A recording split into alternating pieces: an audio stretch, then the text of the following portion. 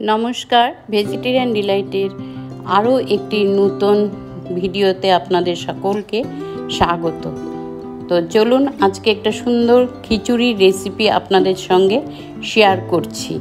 এখানে হচ্ছে আমি গোবিন্দভোগ চাল নিয়েছি 300 গ্রাম। আপনারা আপনাদের পরিবারের সদস্য অনুযায়ী পরিমাপটা নিয়ে নেবেন।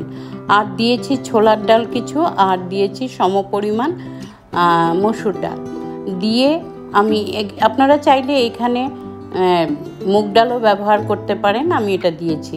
এগুলো ধুয়ে পরিষ্কার করে নিয়ে তারপর একটা ফ্রাই প্যানে আমি সব নিয়েছি। নিয়ে এখানে আমি মশলাও কিছু অ্যাড করব। জিরা, ধনে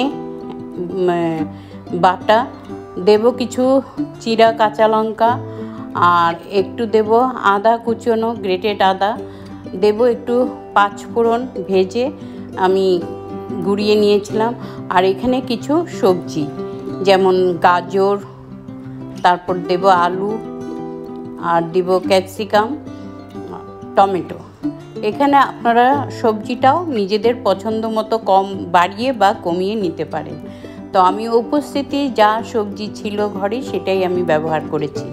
আর দিয়েছি মিষ্টি কুমড়ো, সমস্ত কেটে, কাঁকরুলও দিয়েছি।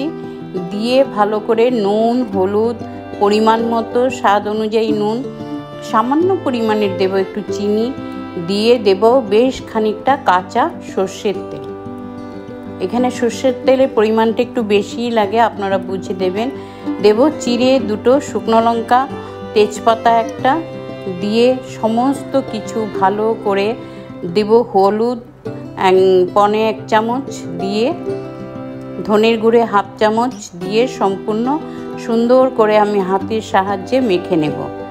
মেখে তারপর আমি এখানে পরিমাণ মতো জল দিয়ে দেব।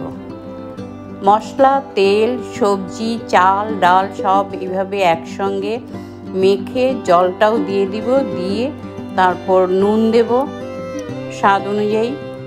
তার একদম শেষে দেব সামান্য পরিমাণের একটু চিনি, আর গরম মশলার গুঁড়োও একটু দেব, ঘি দেব, এটা একদম শেষে।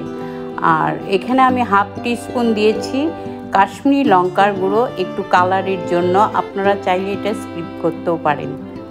তো এইভাবে সব সুন্দর করে মিশিয়ে নিয়ে আমি কি করব, ফ্রাই প্যানটা জলও দিয়ে দেব, দিয়ে আমি গ্যাসে চাপিয়ে দেব। ফুল স্টিমে আমি প্রায় ঢেকে 10 মিনিট এটাকে কুক করব। তারপর যখন দেখব জলটা খুব ভালো করে ফুটে উঠেছে চারদিক থেকে, তখন লো টু মিডিয়ামে আমি কি করব, আঁচটা দিয়ে দেব, ফ্লেমটা রেখে দেব। দিয়ে 10 থেকে 12 মিনিট আরও এরকম ঢেকে আমি এটাকে রান্না করে নেব। তারপর যখন দেখব একদম এটার জলটা শুকিয়ে গেছে আর চাল, ডাল, সবজি সব ভালো করে সুন্দর করে সেদ্ধ হয়ে গেছে, তখন আমি দেব একটু ঘি এবং গরম মশলা দিয়ে ভালো করে আরেকবার কি করব, নাড়িয়ে দেব। দিয়ে এবার আরও 5 মিনিট একদম স্ট্যান্ডিং টাইমে আঁচ একদম কমিয়ে দেব। দিয়ে আরও একটু কি করব, ঢেকে রাখবো। তারপর 5 মিনিট পরে ফিরে এসে ঢাকাটা উঠিয়ে দেব। সব জল শুকিয়ে গেছে, চাল, ডাল সব সিদ্ধ হয়ে গেছে।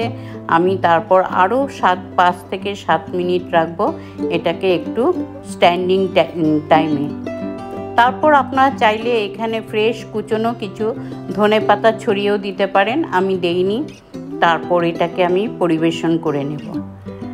এই গোবিন্দভোগ চাল, 2 রকমের ডাল, সবজি দিয়ে এক পাকে খুব কম সময়ে, যেদিন কোনো কিছু হয়তো রাঁধতে ইচ্ছে করছে না বা ঘরে বিশেষ কিছু নেই, এইভাবে একবার বানিয়ে আপনারা দেখতে পারেন।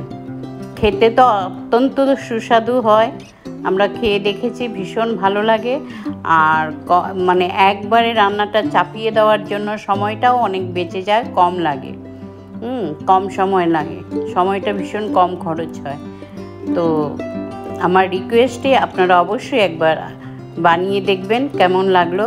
সঙ্গে একটু পাঁপড় ভেজে নিয়ে নিলে, লেবু থাকলে আর কিছুর প্রয়োজনই হয় না। তো বন্ধুরা, আপনাদের অনেক অনেক ধন্যবাদ প্রথম থেকে শেষ পর্যন্ত ভিডিওটা দেখার জন্য। আমার থেকে আন্তরিক শুভেচ্ছা।